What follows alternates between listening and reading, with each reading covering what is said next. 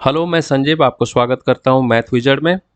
आज CBSE standard 10 के mathematics chapter 3 pair of linear equations into variable, जिसको मैंने 7 हिस्सों में बांटा था, उसका आज पढ़ेंगे पार्ट 6। हमें ये पता है कि कोई भी pair of linear equation into variable को आइदर जियोमेट्रिकली सॉल्व किया जा सकता है, जो मैंने पार्ट 2 में कवर किया, या तो फिर एल्जेब्रिकली सॉल्व किया जा सकता है। उसमें 3 मेथड्स हैं। पहला 2 method that is substitution and elimination हमने प्रीवियस वीडियोस में डिस्कशन किया हुआ है। आज पढ़ेंगे क्रॉस मल्टीप्लिकेशन मेथड। ये ऊपर में जितने पार्ट ऑलरेडी कवर हो चुके हैं उसका डिस्क्रिप्शन में प्लेलिस्ट का लिंक दिया है, you can visit and you can have a glance of it. चलिए शुरू करते हैं। फर्स्ट कंडीशन हमारा रहेगा कि हम दोनों इक्वेशन के कोफिशिएंट को a b c and p q r format में याद रखेंगे फॉर्मूला बनाने के समय। दूसरा, इक्वेशन 1 हम लेंगे a x plus b y plus c is equal to 0 and equation 2 हम लेंगे p x plus q y is equal to plus r is equal to 0। लेकिन उसका डेरिवेशन फॉर्मूला के तहत हम नहीं करेंगे, it will be simply wastage of time. मैं आपको बता देता हूँ, आपका सेल्फ एक्सप्लेनेटरी एनसीईआरटी बुक में ये क्लियर कर दिया है कि ये दोनों इक्वेशन को एज इट इज़ लेकर के सब्स्टिट्यूशन मेथड अप्लाई करनी है। इक्वेशन या 1 या इक्वेशन 2 में y in terms of x निकालना है और दूसरा इक्वेशन में उसका वैल्यू पुट करनी है, तो आपको x का वैल्यू निकलेगा b r minus c q divided by a q minus b p. यही चीज़ आप कोई भी इक्वेशन में x का जगह में डाल दो तो y इक्वल्स टू निकलेगा c p minus a r a q minus b p. ये डेरिवेशन कुछ बड़ी बात नहीं है, इसीलिए मैं उसको स्किप कर रहा हूँ।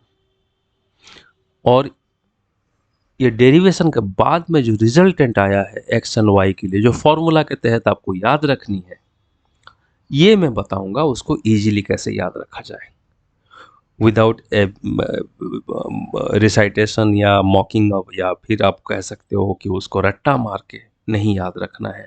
Math wizard never promotes for any sort of रट्टाबाजी। तो हम उसको रैशनली लॉजिकली कैसे याद रखेंगे? याद रखने के लिए only one thing is required, a q minus b p को याद रखना है। ठीक है, चलिए शुरू करते हैं। पहला ऑब्जर्वेशन क्या, अब ये एक्स एंड वाई में क्या ऑब्जर्व करते हो? पहला ऑब्जर्वेशन है दोनों का डिनोमिनेटर सेम है, a q minus b P. दूसरा ऑब्जर्वेशन क्या है, ये एक्स एंड वाई में जो कोफिशिएंट का जो रिलेशनशिप बंधा गया है, ये दोनों के बीच में सेपरेटर ऑपरेटर होगा माइनस।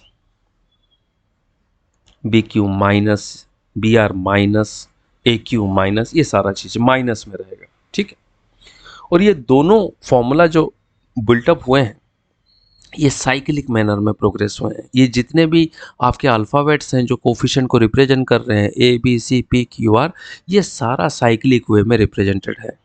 साइक्लिक वे में उनका कह सकते हैं उसका प्लेसमेंट हुआ है। तो इक्वेशन 1 के लिए एक साइकिल हम जनरेट करते हैं। इक्वेशन 1 में कोफिशिएंट क्या है, ए बी सी। तो आप साइकिल मतलब घड़ी के सुई के कांटे जैसा मूव करता है, या तो फिर साइकिल के पहिए जैसे मूव करता है, उस हिसाब से अगर देखें तो ए से अगर हम जर्नी स्टार्ट कर रहे हैं तो हम ग्रो करते हुए जाएंगे ए से बी के तरफ, बी से सी के तरफ एंड सी से वापस ए के तरफ। मीन्स जहाँ से शुरू किया वहाँ ख़त्म, ए से शुरू किया ए से ख़त्म, लेकिन बीच में बी और सी को टच करते हुए जाएंगे। साइकिल 2 में भी वैसे पी से शुरू करेंगे क्यू के तरफ, क्यू से शुरू करेंगे आर के तरफ एंड आर से वापस जाएंगे पी के तरफ। ठीक है, और ये साइकिल मतलब सर्कुलर या सर्कल के हिसाब से रखा गया है। उसको अगर थोड़ा सा हम स्ट्रेटनिंग कर दें, स्ट्रेट लाइन के हिसाब से रिप्रेजेंट करें, तो we can better represent equation 1 as this, a उसके बाद बी थोड़ा दूर छोड़ के, उसके बाद थोड़ा दूर छोड़ के सी, उसके बाद थोड़ा दूर छोड़ के a, similarly p q r and again p. ठीक है, अब ये 4 जो सेट बने उसमें से कितने गैप्स क्रिएट हुए? फर्स्ट एंड सेकंड में एक गैप क्रिएट हुए, सेकंड एंड थर्ड में दूसरा गैप क्रिएट हुआ, तीसरा एंड चौथा में थर्ड गैप क्रिएट हुआ। ठीक है, और यहाँ जो हम वर्कआउट करेंगे we will be working out the denominator of this three. First gap में 1 का डिनोमिनेटर हम क्रिएट करेंगे, सेकंड गैप में हम x का डिनोमिनेटर क्रिएट करेंगे और थर्ड गैप में हम y का डिनोमिनेटर क्रिएट करेंगे। और डिनोमिनेटर होगा क्या? On the basis of cross multiplication of this four. 1 का इर्द गिर्द दोनों तरफ में जो a p b q है उसका क्रॉस मल्टीप्लिकेशन करनी है। और बीच में कौन सा साइन है? हमने ऑब्जर्वेशन में देखा था, ये फॉर्मूला में खाली बीच में माइनस साइन है। तो ये अगर हम पहला वर्कआउट करें तो a q minus b p, that is 1 by a q minus b p. Similarly दूसरे एंड तीसरे सेट को अगर वर्कआउट करते हैं तो x by b r minus c q, and third and fourth में करें तो y by c p minus a r. उसको नीचे लिख देते हैं। अब first fraction and last fraction means x और नॉन वेरिएबल को अगर हम एक ही साथ में लेते हैं तो x इक्वल टू क्या आएगा?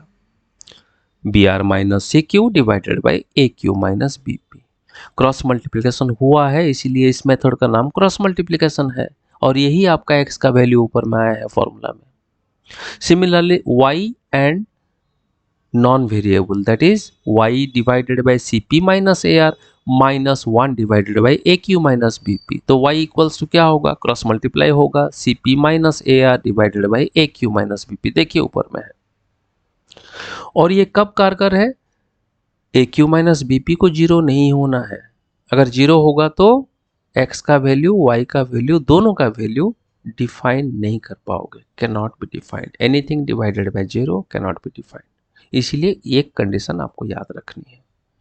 तो अगर a q minus b p is not equal to zero में आगे बढ़ना है तो पहले हम क्रॉस चेक करेंगे ए क्यू माइनस बी पी, उसके बाद x का नीचे जो डिनोमिनेटर है, उसके बाद y का नीचे जो डिनोमिनेटर है। ये सारा चीज याद करने के लिए कैसे होगा? एग्जाम्पल के साथ में अगर बात करें तो it will be better, it can be better understood through example. चलिए शुरू करते हैं। छोटा सा एग्जाम्पल लेंगे। 5x plus 3y plus 35 equals to 0। ये हो गया मेरा equation 1 in the format of ax plus by plus c equals to 0।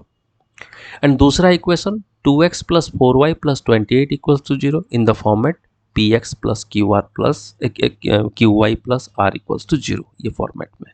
तो अभी कोफिशिएंट निकालना पड़ेगा। कोफिशिएंट क्या है इक्वेशन 1 के लिए? a equals to 5, b equals to 3 and c equals to 35। Equation 2 में कोफिशिएंट क्या है? p equals to 2, q equals to 4 and r equals to 28। अब इक्वेशन भी मेरा कोफिशिएंट के साथ में रेडी हो गया। अब मुझे इक्वेशन से कोई सरोकार नहीं है, मेरा कोफिशिएंट लिख दिया ना, उतना काफी है। अभी मुझे क्या याद करनी थी? एक चीज, a q minus b p. Instead of the entire formula you need to check out this, you have to remember this, a q minus b p. ठीक है, a q minus b p में coefficient a q b p का अगर value डालेंगे तो 5 into 4 minus 3 into 2 that is 20 minus 6 and that is 14। अब क्या, मैंने राइट साइड में उसका रफ वर्क किया है। A q minus b P हमने याद रखा, यहां लिख दिया। अभी ए के नीचे क्या होगा? ए के बाद क्या है साइकिल में? बी है, चलो बी वर्कआउट कर दिया। क्यू के बाद क्या होगा साइकिल में?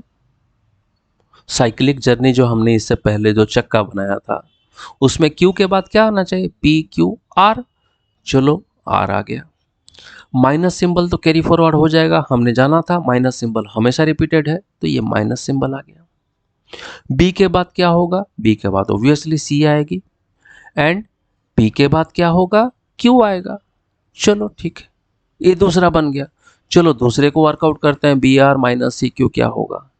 बी आर और सी क्यू में बी आर सी क्यू का कोफिशिएंट अगर डाल दें तो we will be getting 3 into 28 minus 35 into 4 that is 84 minus 140 and that is minus 56। अब नेक्स्ट क्या?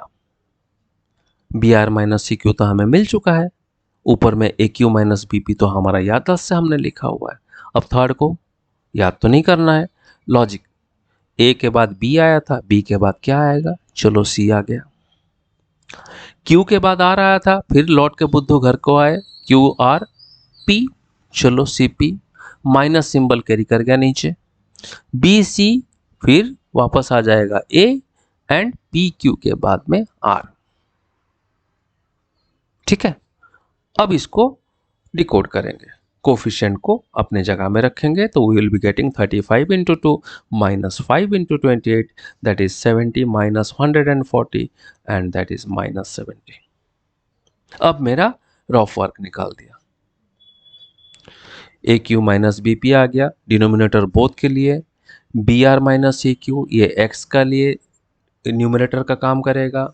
सी पी माइनस ए आर, ये y के लिए न्यूमरेटर का काम करेगा। तो x equal to second by first, that is minus 56 by 14 and that is nothing but minus 4। Similarly y के लिए third by first, that is c p minus a r divided by a q minus b p, and if you put the value minus 70 by 14 and that is minus 5, and यही दोनों हमारा answer है। तो याद रखने के लिए rationally workout करो, आपको याद जिंदगी भर रहेगी। अगर आप पढ़ने के लिए आज एग्जाम है इसीलिए याद करूँगा, कल को भूल जाना है, तब फिर आपको ये चीज़ बहुत देर तक आपके दिमाग में रहेगा नहीं, ये टेम्पररी मेमोरी में रहेगा। परमानेंट मेमोरी में चाहिए तो लॉजिकल इन्फरेंस लेना पड़ेगा। ठीक है, I hope you like this video, और कल फिर हम बात करेंगे last segment, reducible to linear equation. आज के लिए इतना ही। See you soon. If you like the video, share among your friends, and do subscribe if you have yet subscribed my channel. And let us hope we finish this chapter and we will progress as per the new methodology. हम chapter 3 के बाद में directly chapter 7 जाएंगे, क्योंकि 4, 5 नहीं आएगा। Pre board 1 जो नवंबर में होने वाला है, 4, 5 नहीं आएगा। See you soon in the next video. Bye bye for now.